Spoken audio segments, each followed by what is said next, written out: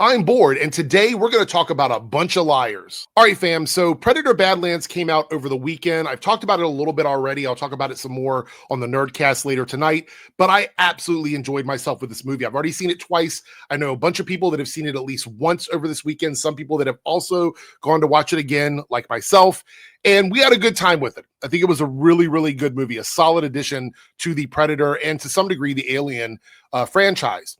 Luis Fernando here says, audiences have spoken. Number one, they found out a Predator movie to call theirs as 20th Century's new PG-13 action film, Predator Badlands, received a solid A- cinema score from moviegoers, strong for sci-fi, record for the franchise, and on par with Dune's A-. And look, here's the other Predator films. It is the one with the absolute highest cinema score. Not only that, let's look at the numbers. Predator Badlands had the biggest worldwide opening ever for a Predator film with 80 million worldwide. The movie cost around 100 million to make. So we're already on pace to hit that production budget that everybody wants to scream and complain about. We're almost there already. I wouldn't be surprised if we hit that before we get into next weekend. And this movie has strong word of mouth, which means it's probably going to have a strong second weekend. I'm very curious what those numbers are going to look like at the end of the weekend. Again, a very solid movie. I cannot recommend it enough. Let's take a look at some of the coping, some of the lies, some of the misinformation and disinformation from a lot of the channels out there and accounts that you guys are used to seeing, just to see where everybody is at this moment. First up, we have John Della Rose, right? He goes, Predator Badlands is a solid B movie, right? Sounds like that's his entire statement here. Sounds like it's a pretty good film, right? But then we have the titles of his videos here, which is, she ruined Predator Badlands with this awful trope. That's one of them. There's another one. They wanted Pete cringe. Predator Badlands disaster, as director admits he was going full SJW. So he's attacking a movie based on an idea that didn't happen. What the film was originally going to be, I guess, was like a World War II movie or whatever. It didn't happen. So you're attacking Predator Badlands for something that didn't happen. They didn't make that movie. And then over here, you're saying that she ruined the film, but you gave it a solid B. But you're saying ruined. So how does something go from being a solid film to ruined? That doesn't make any sense. The narrative is breaking down around these guys. Like, they can't even keep a solid, cohesive take on something without going off the rails. Let's move on to the next one. Here's one that goes, Predator Badlands perfectly demonstrates how the great feminization has destroyed culture. The Predator is guided by a female character on an emotional journey, helping him become vulnerable, get in touch with his feelings, and choose friendship over family. This is such a completely disingenuous take on the movie. First of all, not a female, because this character is not a human. They're not biological. She's a synth. Just like every other humanoid character in this movie outside of the Predator is a synthetic. They're not male or female because they're not biological. So it is an android or a synthetic that looks like a woman. No female stuff going on there whatsoever. Emotional journey. The only emotional journey is through the main character. There's no emotional journey for a synthetic that is given artificial feelings. That doesn't exist. It's not in the film. Let's talk about choosing friendship over family. How is that feminization? In what world does that equate to feminization? Choosing friendship over family. That just sounds like a story beat, an element in the movie. What does that even mean? You mean there's no other movies with a all-male cast, an all-man cast where they choose friendship over family, that it's a component of feminization? This is what we get on social media. These are the brain-dead takes we get on social media. Before we move on to the next one, I just want to point out that right now, as it ranks, Predator Badlands is in the top 3 of all Predator movies ever made. Top 3. Fight about it in the comments. Let's hear what Az has to say. This sums up everything about Predator Badlands. Everything. This is a post on X. This is perfect. Right. Sums up game over. You've got another, 12 minutes and 30 seconds worth of video. If this sums up everything, nothing left to say. There's nothing left to say. But let's hear if he's going to add on to this, because if this in fact sums it up, there should be nothing. It should be dead silent for the rest of the video. Just look at this picture and silence. Or is he going to try and imply and explain and talk about why we're supposed to hate it based on this image? Is that what he's going to do, or is he going to let the image speak for itself? Let's see what he does. I can almost guarantee he doesn't sit silently for 12 minutes and 30 seconds. This is perfect. This sums up the film in a nutshell. Mm-hmm. Oh my godsy, cutesy wootsy, oosy bootsy. Oh my godsies. You didn't watch the movie. You didn't see the movie. If you think that this sums up the movie, you didn't watch the movie. So either you didn't watch it and you're lying, or you're being disingenuous. It's one of those two things. The movie has some of the best fight scenes that you'll ever see in any of the Predator films. There's like 2 or 3 fight scenes that are just absolutely incredible that have nothing to do with this. Matter of fact, what you see of this is you see a lot of it in the advertising, the promotion. You don't actually see a lot of it in the movie. And I don't want to get into too many spoilers here, but I have a feeling we might. So I'm going to just throw out a general spoiler warning. If these guys spoil something, I'll have to refute it. So anyway, but you don't see, this isn't the totality of the film. That's disingenuous. Predator Badlands isn't a Predator movie. It is. At all. It Number is. one. 100%. It is. It's 100% a Predator movie. I don't know how else to tell you guys. That is just it's a fucking dumb statement. It's a disingenuous, dumb statement from a brain rot channel. Number 2, Disney in their infinite wisdom, and by infinite wisdom, I mean complete and utter retardation. Okay, Arsler. By the way, Disney made the last 2 projects for Predator, which mean The Killer of Killers and Prey, which both have been incredible movies. So why is it that out of the 3 films, the one that you seem to have the biggest problem with is this one, but you're ignoring the animated one, and you're not talking about Prey? I honestly, I don't know what Az's stance on Prey is. Probably not good, because of the fact that we know how he feels about women. So I could just guess what it is. But we know that was also made under Disney's leadership, and it's an incredible movie, which is partly why we got the animated one, and this one was due to the reception of that film. Have turned the Predator into a girl brand. It's now a girl brand. So what makes it a girl brand? Because there's a woman in it? Because there's a woman in the film? Not even like a biological female human being, like a synthetic woman that is only mimicking feelings and emotions. So it's not even really conveying feelings or emotions. So I don't really understand what do you mean by girl brand? Can you give us more than that? I'm very curious. It's no longer, this boy / dude, hyper masculine, gory, violent. You didn't watch the movie. This movie has some of the most extreme deaths in the film, in the 3rd act particularly, that we have seen. It's just not bloody because we're not talking about flesh and blood people. It's aliens, it's synthetics. So you get a lot of that in the 3rd act. A lot of it they were capable of doing because it wasn't supposed to be humans. That's why even though it's PG-13, it's extremely violent, because there's not a lot of blood. Violent franchise anymore. It's about love and friendship. Where's the love? Where's the love? There's no romance in this movie at all. 0. There's at no point any sort of like romantic connection with any of these characters at all.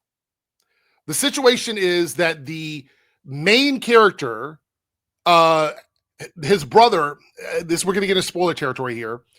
His brother ends up sacrificing himself to allow the younger brother to go out and prove himself to get the honor of the family, of the clan.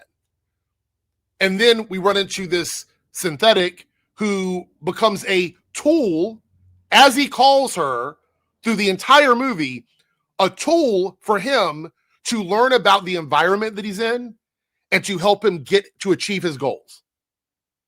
That's what it is. There's no love or romance or anything of that sort in this movie between any of the characters. There's none. Zero. Not even between the synthetic and her sister. There's no feelings like that. It's always based on some sort of like relationship outside of romance or love. That's the way the movie is designed. And it's done that way on purpose because we're not dealing with humans. We're not dealing with people. We're dealing with an alien race, a bunch of alien species on a planet, and synthetics there to do a job. That's it. There's no room for romance or love because it can't exist in this movie because it's not even it's not even an idea in the story. It's never even hinted at in the story at all, at any point. And girls doing all the talking and girls telling predators how they should live their lives and predators being like, yes, I'm going to listen and do exactly what you say. That's absolutely not what happens in the movie because the main character, the predator in this movie, rejects everything that she does along the way. Every single thing that she tries to convince him of doing, he rejects. He rejects it when she tries to talk him into keeping an alien species around with them because this alien helped them. He rejects that. He rejects her talking all the time. He rejects her form of humor. He rejects everything about her. Matter of fact, the only time that they actually get to a point where they're sort of in line with each other is at the very end of the movie, in the last scene of the movie. And even then, we don't know to what extent he's accepted her as part of his clan because we don't know where the franchise is going to go after this. But in the rest of the movie, he does not listen to her and he rejects her because he finds out at a certain point in the movie that she has been lying to him. So this is a lie. This is a lie from Az. It is an outright lie. Because you're the smart one and I'm just a male. I didn't like this film mainly because it wasn't a Predator film. It was. Now, if this film was just some basic alien that was having issues with his dad, and his dad cast him out and said, "Don't you come back until you've proven yourself." Media literacy. These fuckers have no media literacy. Zero. None at all. The whole concept, the premise of this movie, the foundation of this movie that you learn about in the first 5 to 10 minutes of the film is he is a disgrace to his clan. He's what they considered a runt. He's a very small, human-sized predator who doesn't seem to be able to do anything to prove to the rest of his family and his clan that he deserves his cloak, that he deserves the honor of being a part of this clan. His father wants to murder him.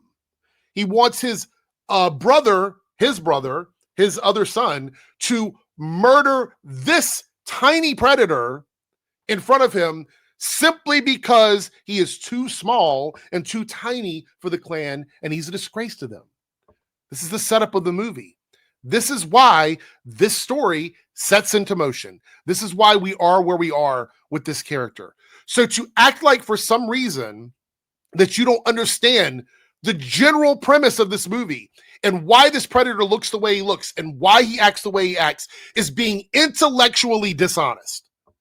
And I truly believe that a lot of these guys, and maybe Az is one of them, they have convinced themselves, they have brainwashed themselves into disliking stuff because of the lies.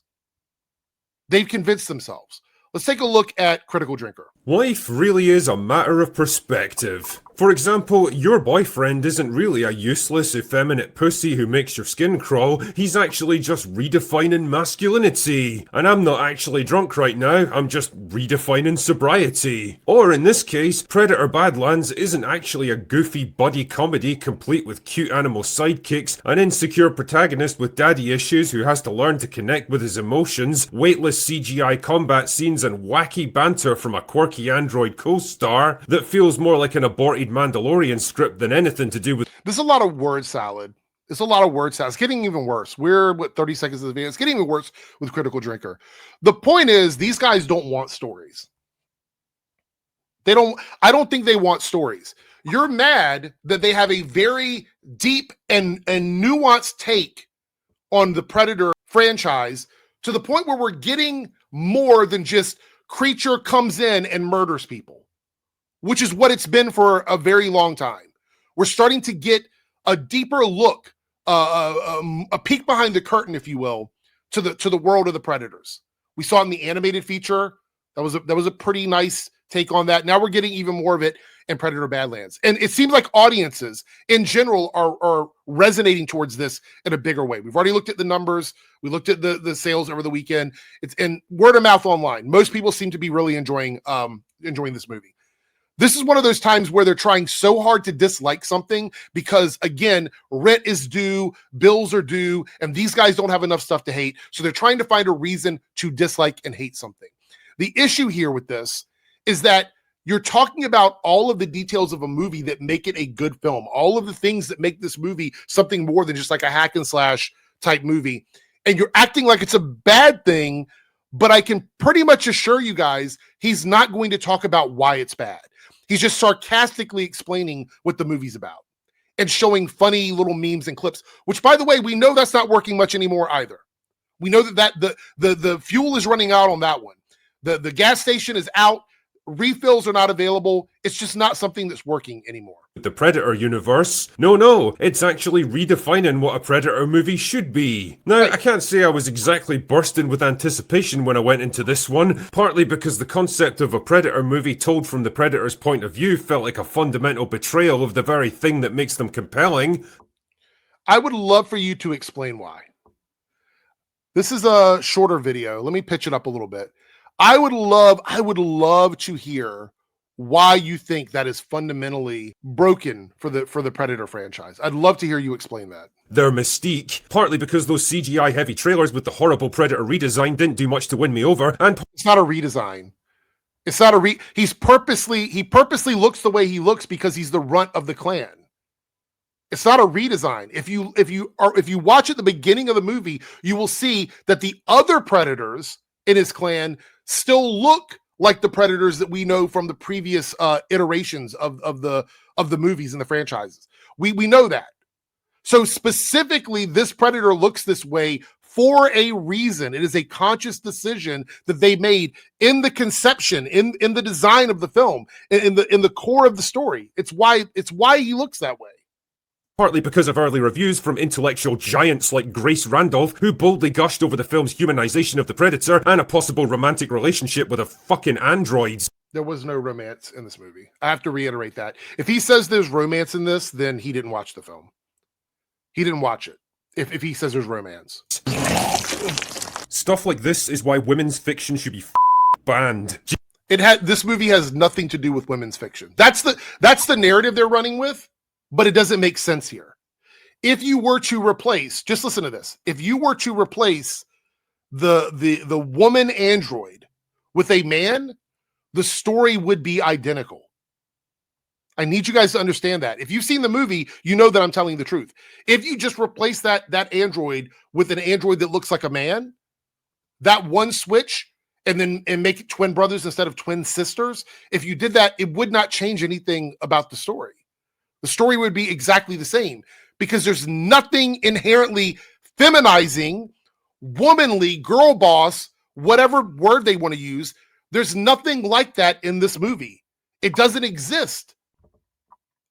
Jesus, the amount of glazing this film's been getting on social media would have you believe it's the best thing since the 1987 original. In fact, movie. According to Rotten Tomatoes, it's actually better, and it's not even close. Rotten Tomatoes. So here we go.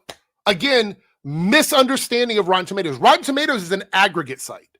It aggregates scores and then creates a number based on those scores. It's all math. So why would you say Rotten Tomatoes ranked it in a certain place in the list when they just simply made a list of where it was ranked by critics? All of it.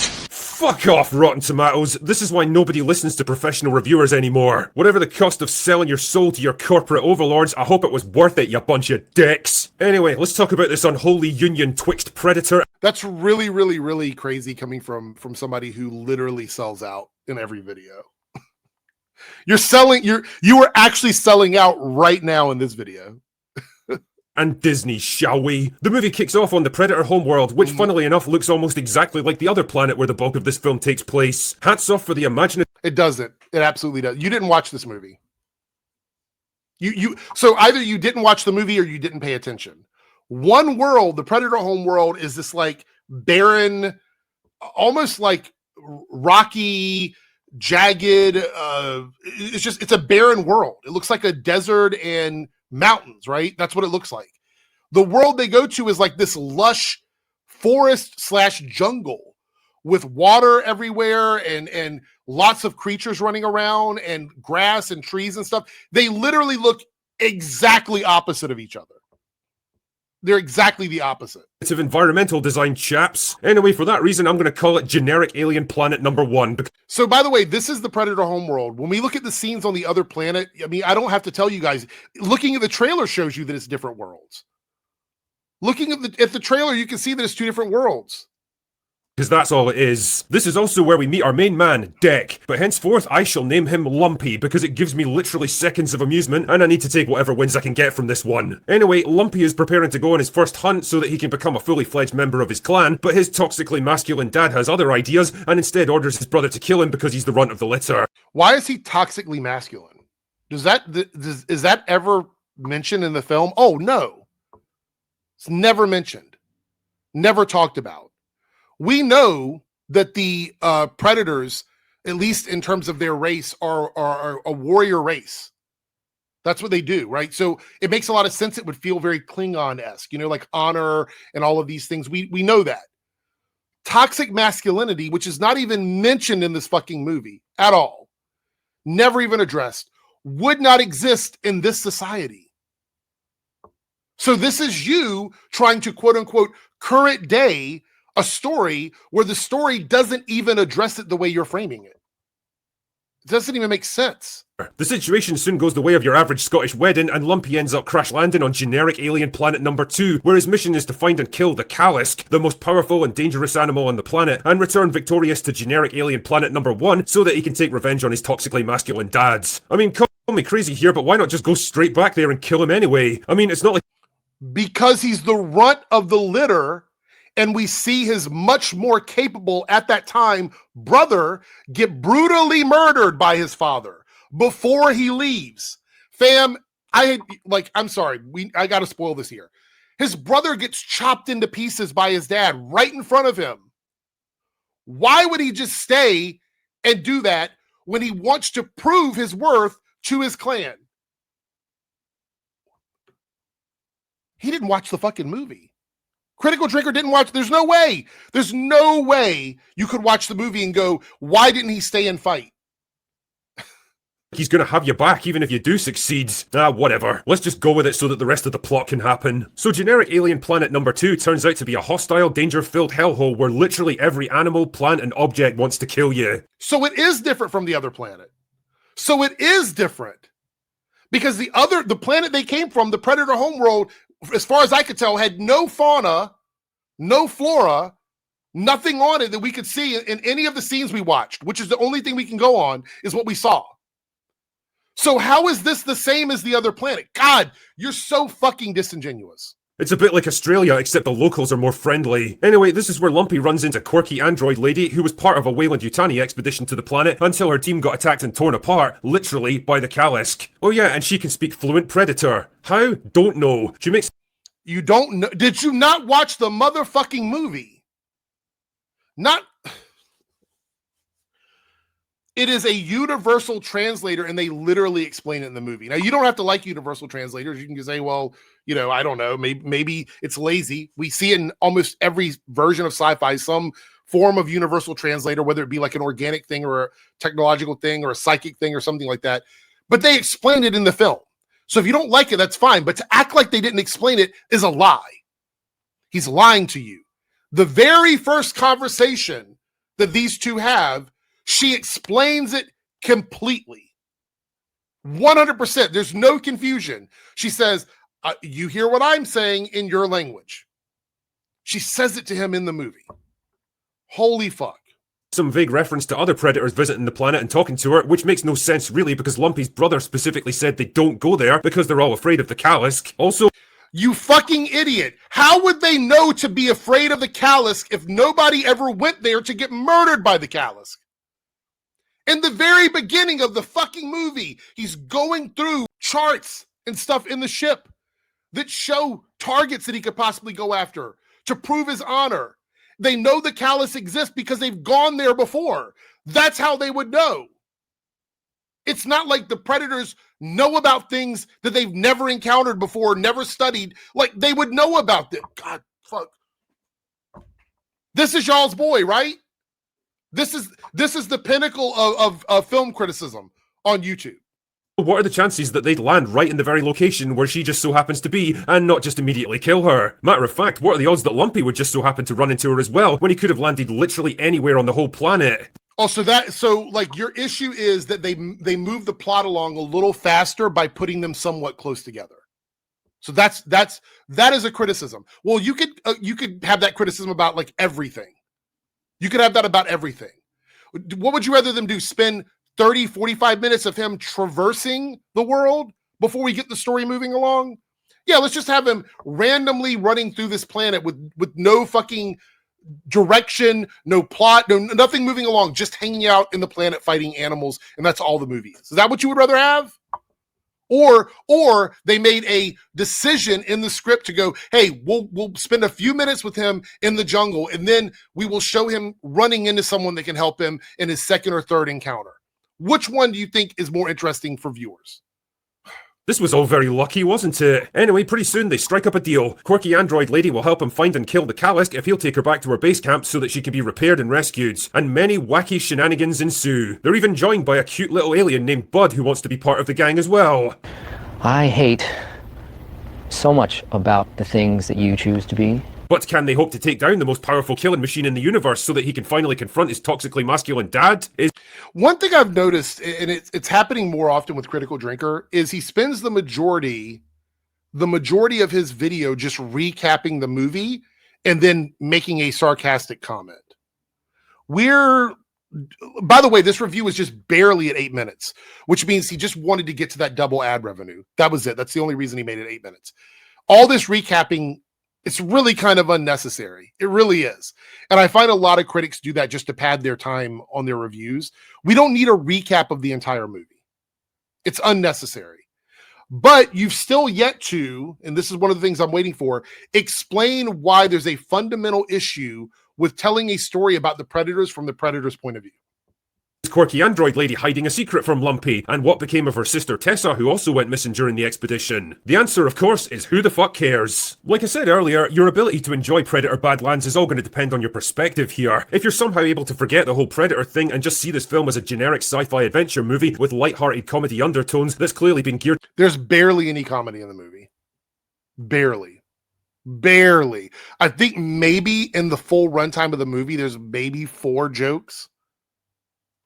If that, and they all come from the perspective of the synthetic, who is, as far as we can tell, malfunctioning during that period in time. The rest of the stuff, all the stuff that the Predator does is completely serious. He cracks one joke being sarcastic towards her. And that's it. That's all that, like, again, completely just framing the movie in a way that is not representative of what the movie is at all. It's not a representation of the film. Towards a younger audience, then there's probably some enjoyment to be had here. The visuals are mostly fine, there's fun little action sequences to keep you amused, a likeable underdog protagonist with a clear emotional arc, and a well-worn but still effective central theme of friendship, loyalty, and redemption. That's all very nice, and on that basis, Badlands more or less works as a slightly dumb, undemanding, but reliable sort of movie that doesn't ask too much from its audience. Here's the problem though, it's not a generic sci-fi adventure movie, it's a fucking Predator movie, and that name comes with some pretty important expectations. You don't walk into a Predator movie looking for a quirky buddy adventure with cutesy animals and family drama any more than you'd walk into a Saw movie looking for a romantic comedy. Honestly, go watch the original Predator, then skip straight to this thing and just think about what you've witnessed. But that's not how you would consume this media. Matter of fact, I know a lot of people who didn't even watch these old Predator movies. their first introduction to Predator was either in the AVP films or the more recent stuff. Like, they didn't watch these movies. You have to understand, catering to, like, this movie, when Predator came out, right? We're talking about a movie that came out in, I had to double check, but like June of 1987. It was a summer film in 1987, which means it's a 40-year-old movie. It's a 40-year-old movie. One of the things that a lot of these franchises have tried to do recently that have been a disaster is they've tried to appeal to the audience that like the older stuff. They don't show up for it. They're not showing up for it. There's not enough, like, nobody wants, you guys complain. This is, hold on, we got to sidetrack for a second. You complain about the fact that Marvel is requiring people to do all of this homework to enjoy recent Marvel projects, right? That all this homework is required and that you have to watch a million TV shows and a million movies or whatever. Here, you were saying that this movie is bad because it isn't holding up on the homework side. That people are not going out and watching everything Predator before going to watch this movie. And according to you, can't even watch the first Predator and then jump into this one because audiences are too stupid. They're too stupid, right? You guys always say the audience are smart. They don't need their hands held. Well, if they don't need their hands held, then they know these movies are not, it's not going to be the same vibe. They're not even advertised the same way. The animated one isn't even the same vibe. It's at all. Like, all of these things are different vibes. And you guys want to pretend the audience is too stupid to understand that? That's crazy. The difference in tone, style, and intent is more jarring than taking an F1 car to 200 miles per hour and throwing it into reverse. It's insane to think these two movies even belong to the same franchise. Quippy humor and animal sidekicks absolutely do not belong anywhere near a Predator movie. I mean, why do you think Shane Black's film was such a gigantic clusterfuck? I had to pause it there. This idea that there's never been humor in any of the Predator movies, go back and watch Predator 2. Go back and watch Predator 2. That's all I'm going to say. If you want to say that humor doesn't belong in Predator movies, go back and watch Predator 2. Tell me there's no humor in that at all. Fuck. I don't exactly consider Prey a masterpiece either, but it definitely is compared to this thing because at least it took itself and its characters seriously. Oh, revisionist. So this is what they're going to do now. They're going to pretend that they loved Prey and that it was a great movie, and this one is now the problem. Even though Prey literally has a female protagonist. They're saying that movie was good now and that this one is the bad one, where a secondary character who's not even a female, it's a synthetic woman, that character is somehow a bigger problem in the movie than an actual female protagonist in the previous one. Okay. I can't take any of Badlands seriously because the film itself treats every fight and plot event as a joke. It does not. That, again, is a lie. He is a liar, the critical liar. And don't even get me started on Lumpy's creature design. Like, how the fuck does a movie from 1987 look better than a $100 million Disney project? Because this is supposed to be a predator who is not a runt of the litter, who is a disgrace to his clan. I don't know how many times we have to spell this out to you. I don't know how many times. With cutting-edge special effects. How have we gone so far backwards? This isn't... So, this image right here is not the own you think it is. It's not the own you think it is. This one does not look a million times better than this one. They look pretty similar to me in terms of what we're getting. The only difference is this one is a full-fledged, deep into their clan predator. This is someone fighting to become one of these. That's why he doesn't have all the cool things that this one has. Jesus fucking Christ. Media literacy is completely lost on these dumb fucks. Gone so far backwards. I honestly can't emphasize enough how soul-crushingly horrible a downgrade this actually is. Then there's just the stuff that's straight up irritating, the biggest of which is by far quirky android lady. I wouldn't wish that on the broke dick dog. Holy fuck, man. The moment she shows up on screen, my urge to ram my fist through the TV rose about 500%. Through the TV? Through the TV?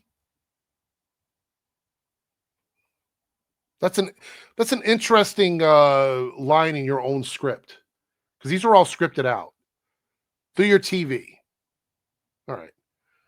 So either you didn't watch it and you were just watching commercials, or you watched a really bad bootleg version. One or the other. Why on earth would you program a synth for a high priority mission like this to act like some ditzy bimbo with Tourette's? Because she was lying. my God. Cannot be serious. She was purposely misleading him to get what she wanted because she admits at the end of the movie, right before all the big drama goes down, that she was lying to him the whole time. She was not being honest about what she was doing there. She literally never shuts the fuck up, and 90% of what she says is inane, unfunny, meaningless babble. It's like being at a party and getting stuck with that one girl who's convinced she's funny as fuck and just won't stop trying to prove it to you. The more I think about it, the more I realise this is literally a Disneyfied version of the Predator, neutered and toothless, with all the tropes and cliches you expect from a Disney movie. An emotionally vulnerable hero on a quest to take down a monster, a sinister family member working against them, a quirky sidekick for comedy banter, a cute little animal friend for merchandising purposes, and a sequel bait ending to help set up an extended... Do you not? We need to talk about this quirky little animal friend or whatever theirs. That is not just a quirky animal friend. It is an integral part of the story. Matter of fact, it's probably one of the biggest story elements there is.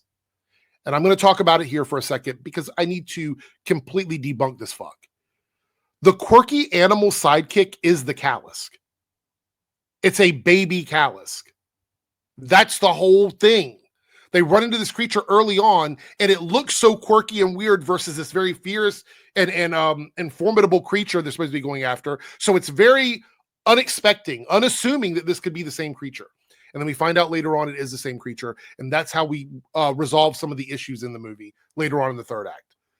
You're acting like this little sidekick creature is just some throwaway Disneyfied thing, and it's not. That's not what the creature is.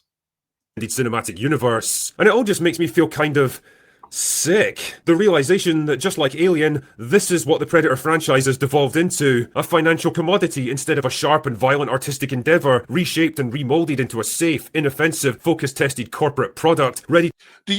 These guys are so stupid. This is where we're going to end it, because he's not going to explain any of the stuff he was talking about. These guys are so stupid. They're just so stupid. First of all, I don't believe he watched the movie, or at least he didn't watch it all the way to the end.